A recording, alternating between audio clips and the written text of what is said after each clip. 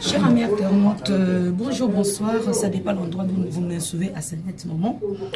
Ça dépend à quelle heure.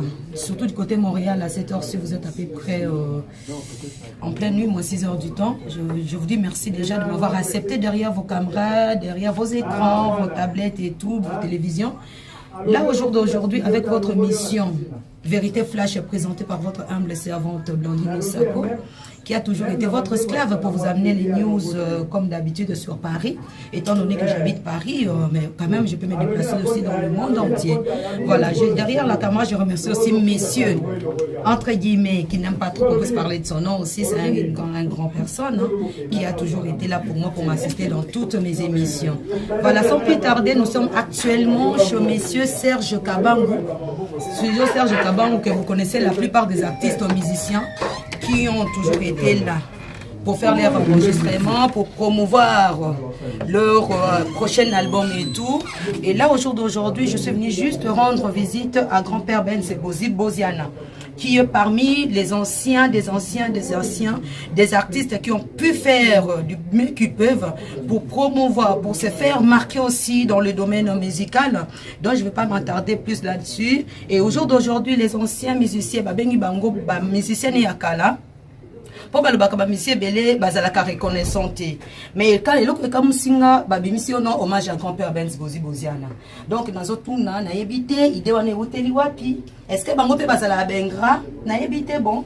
Monsieur le cameraman, identité inconnue, s'il vous plaît, on peut tourner la caméra, merci. Ça va. Na Koutibino en plein studio d'enregistrement, hommage à grand-père Ben Sebozi Boziana. On a remarqué mingi na domaine na bino boranda ka hommage ceux qui mutakufi. Mais là que touché na makasi, mutazana nous vivants bozo rendre hommage.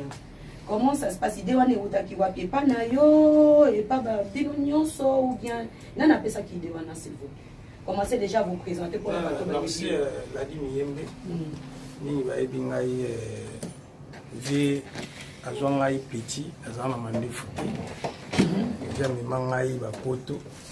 Avec ça, voir même les quattro, il y a papa Wemba, Genève Fongi, donc, si les lots n'ont ni naza, et ça a un plaisir, mais la monnaie est l'eau, on a repris sa vie au thé. La vanda qui pena Nathalie Nabi, la monnaie l'eau, on a repris sa vie au thé, vieux malamou. N'a honoré des sons vivants. Nous avons donc il n'a pas ça y et c'est nous na bomo inaï pour les autres mots on a ceux qui nous takufi on a azalaki vient na azalaki ni milité mais vieux il faut nous honorer il y a on a ceux qui mécanisique tout ça la hommage il y a grand-père Ben Boziana la kende comme on a dit Congo number 1 c'est Congo number 1 il y a le tapoania ba di l'honorer et bango ba ego be ma partenaire donc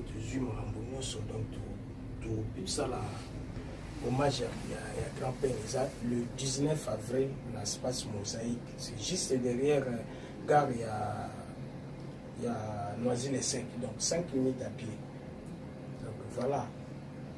Donc une gratitude on a pour le bagabo batuni so ba raisonnement ndenge mote batuni susu ba yebika ko zongisa mabe na mabe et batuni susu ba mona ba nyonso ezala normal na mokili donc gratitude eza na bato ba mesana na mabe mais na bato ba mesana na bolamu gratitude pas na bango le ba eloko te. Donc il y a za vie photo nourrir des sons vivants ndinga za boy masala mingi ayemba mingi abimisa mingi et surtout neti ngai boy nganjilwa.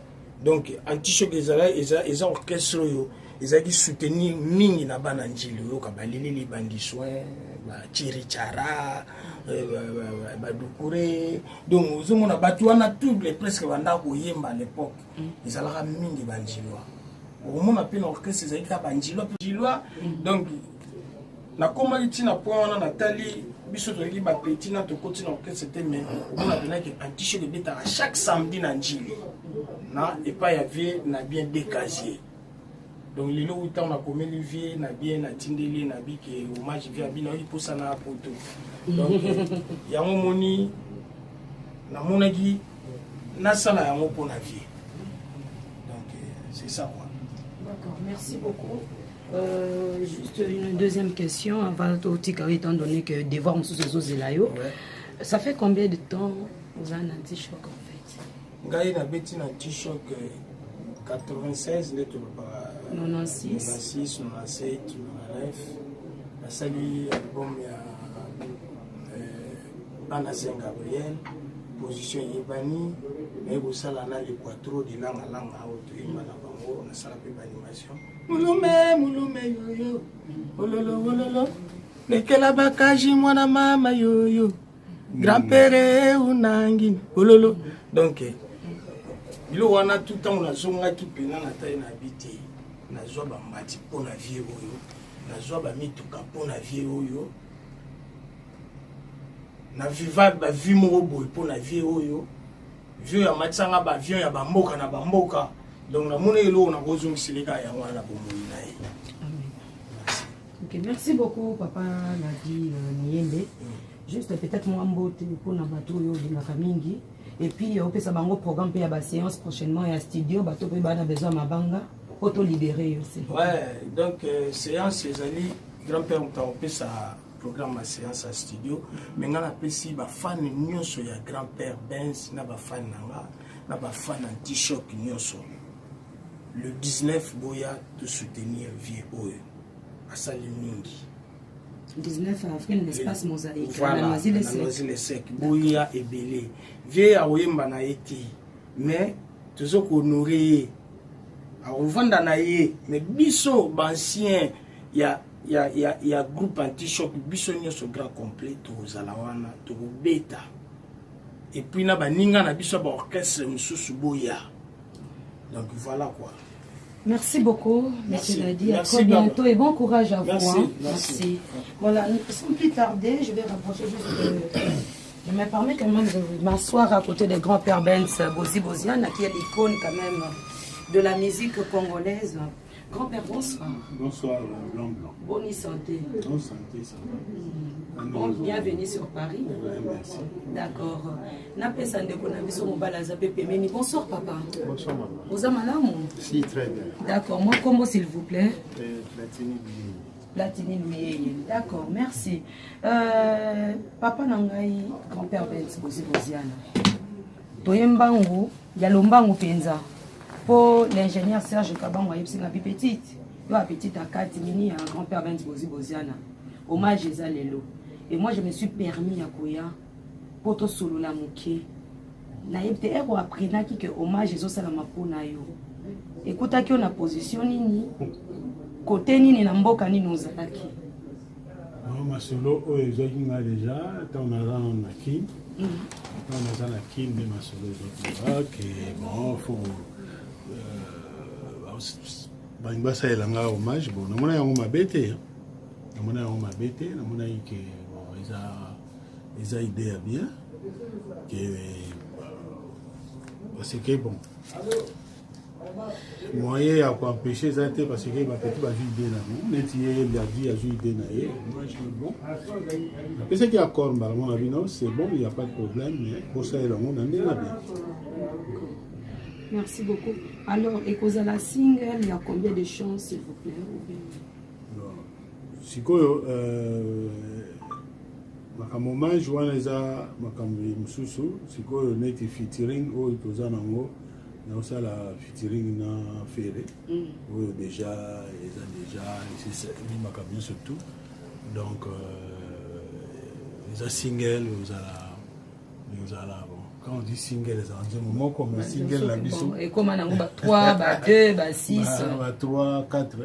Donc ceux qui ne comprendre bien hommage oyo bazo salila yo na ba ancien musicien na yo oyo benga bango bana parce que yo ndé papa papa moboti oboko libane belé c'est vrai que la plupart ya bana ba musu ba reconnaissant ba musu bazala reconnaissante mais mutu moko ta boza la parfait Voilà. Donc, na hommage wana, plus single Bozana Jésus de Nuance que je salue à passant, faire chair des poules. Au sangi sango ensemble ou bien bonsoir. Bonsoir. Papa Nangaï. Blanc, blanc. Ça va? D'accord. Sorti par rapport à Android, hein, c'est les noms quand même. Il y a Zemo Oyo Salina Moana Nayo, Petit Nayo. Il y a parlé Jésus de Nuance faire chair des poules. Sorti dans les prévu quand? En tout cas, en avril. En avril. Tout ça, 4 avril. Voilà, d'ici peu. On peut dire que c'est avant le mois de mai, sorti dans le officiel et causal. Par rapport à ma programme, parce qu'on a dit que musique peut et saison dans mon poto, état donné que le gouvernement échangé. Et ça, quand empêcher bino pété ba musicien, bossa la paix moussala na bino ndenge et sengeli, et ça les manandenge et longo bani. Par contre, sorti on nous prévoir au salango awa ou bien à niveau ya Kinshasa. Sorti et vous allez plus à niveau Kin. D'accord. Donc ça là on a Kin. Donc tango tout ça à Kinshasa, awa P.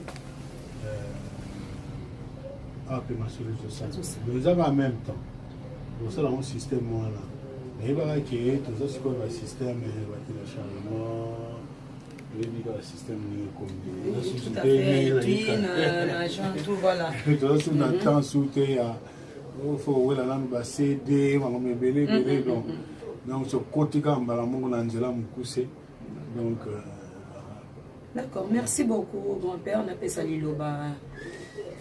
Ancien musicien papa moi Liloba Mouké quand même n'andenge ou assister oui quoi assister grand-père Benz Boziana s'il vous plaît. Non, c'est ça vraiment c'est un privilège.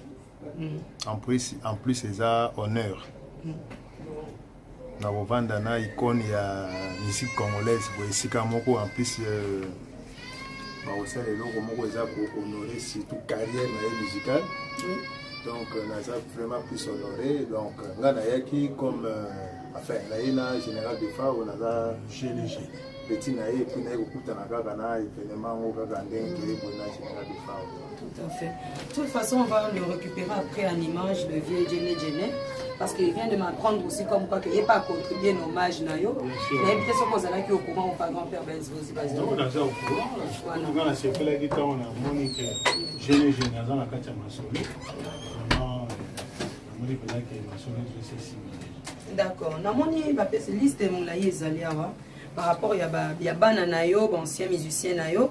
Na moni contribution PAD au brand de motomoko bien à kozala pe nakati ya azo rendre hommage kaka na même Nzembo Scola Miel aussi elle sera nakati ya Nzembo na conservana Betty Bis pe a kozala Miflo a kozala Sol Baka a kozala Topla a kozala Vienanga Dionolo aussi que je salue à passant a kozala Vienanga Kulupende a ozala ah ben nous n'en parlons même pas l'ingénieur Serge Kabangu Yemoko à Kozala, ma soeur m'est tapé à Ozala, janvier au Kota, Dodo Libre, on y a sopé à Kozala le 19 avril. En Allemagne, comme Baspro, Saspro, Bazébélé, Baspro,